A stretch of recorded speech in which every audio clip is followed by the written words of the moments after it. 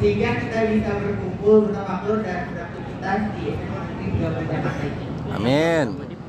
Salawat serta salam selalu kita haturkan kepada Nabi Muhammad SAW yang telah berjuang dari zaman jahiliyah hingga zaman terang benderang.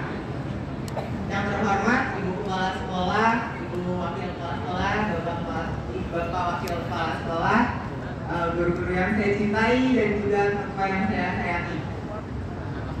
Hari ini saya Farhan Fauzan Rizky dari kelas 11 1 akan memaparkan materi hukum tentang keutamaan dari sholat duha.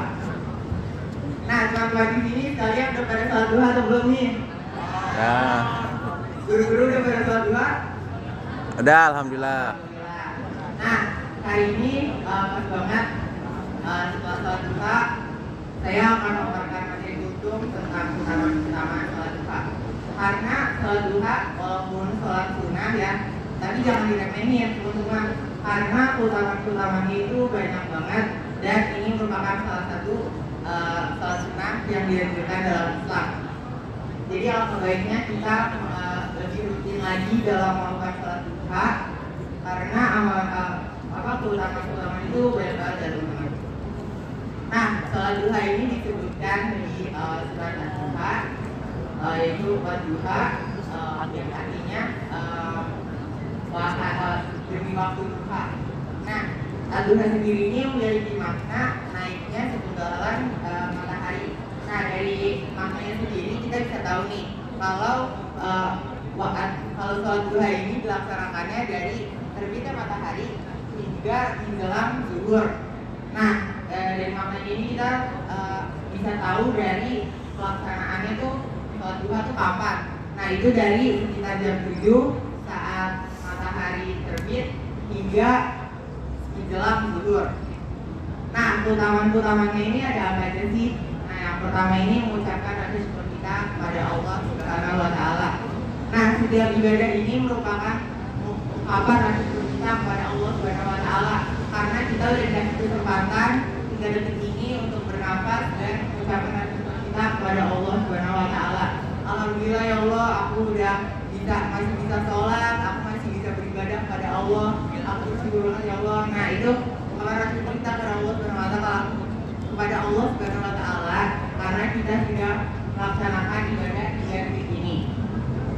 Nah, yang kedua ini adalah dosa-dosanya diampuni oleh Allah Subhanahu wa Ta'ala. Siapa yang di sini dosa-dosanya mau diampuni oleh Allah Subhanahu wa Ta'ala?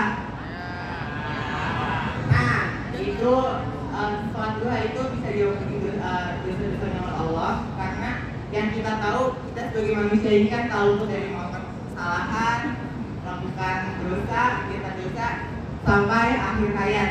Nah, kita tahu dari semua itu, jadi apa saja sih yang harus kita atasi gitu biar dosa-dosa kita diampuni oleh Allah Subhanahu wa Ta'ala.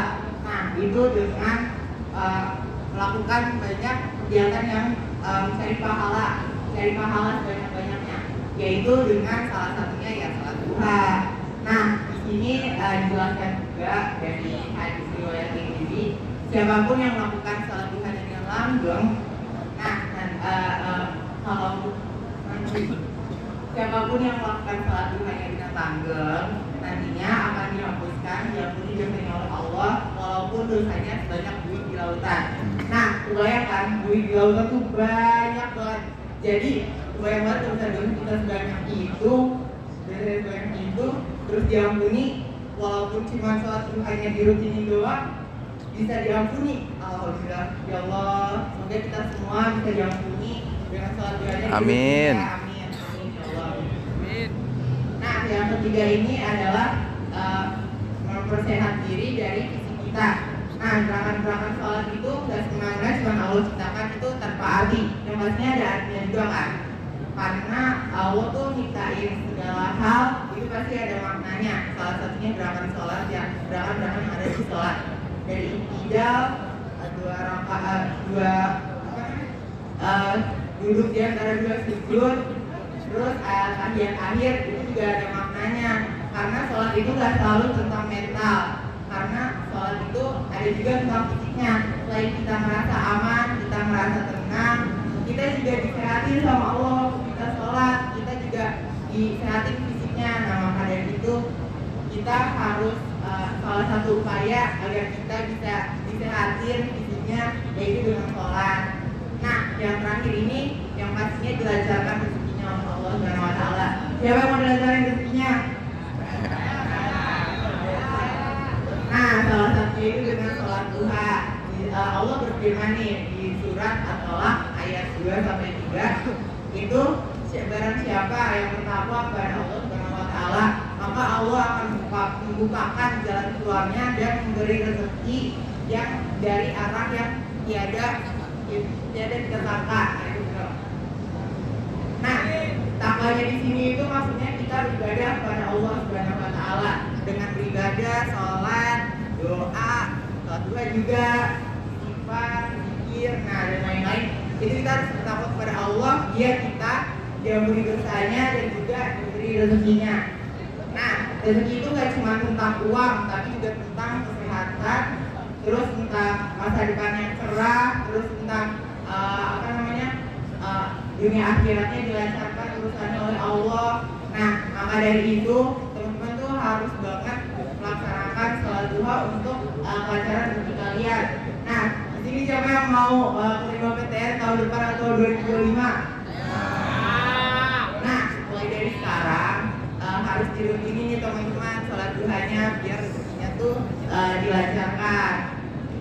Nah, ada anjuran juga kalau di sujud terakhir sholat duha itu harus dianjurkan untuk membaca doa wakaf sebanyak 3 kali setelah bacaan sujud biar nah jadi saya harap teman-teman ini bisa melaksanakan sholat duha secara rutin biar keutamaan yang sudah saya paparkan di materi hari ini itu bisa dapat itu sama Allah dan dilancarkan segalanya. Nah, saya harap teman-teman bisa rutin sholat duhanya. Mohon maaf jika ada kesalahan. Terima kasih sudah menonton materi untuk hari ini. Wassalamualaikum warahmatullahi wabarakatuh. Waalaikumsalam warahmatullahi wabarakatuh.